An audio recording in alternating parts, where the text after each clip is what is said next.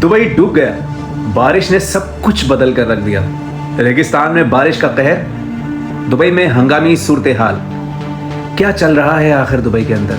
मौसमियाती तब्दीली। इजराइल में कल आपने एक बारिश ज़रूर देखी होगी, वो थी कौवों की बारिश। और आज आप देख रहे हैं एक हद से ज़्यादा बड़ी बारिश जो कि दुबई के अंदर पेश आई है। इतनी मूसलाधार बारिश शायद मैंने कभी नहीं देखी होगी।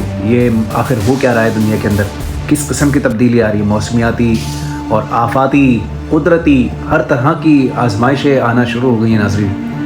जो कुछ आप देख रहे हैं ये सब कुछ रियल है, ये AI की मदद से नहीं बनाया गया। अल्लाह खैर करे खलीजी ममालिक के ऊपर। जो कुछ हमने सुना था वो आज अपनी आँखों से देख रहे हैं। पूरा दुबई इस वक्त डूब चुका है, सड़कें तालाब बन चुकी हैं, जैसे अब दुबई को रिवर्स लग गया हो। अल्लाह वहाँ के रहने वालों पर अपना रहम फरमाए, आमीन।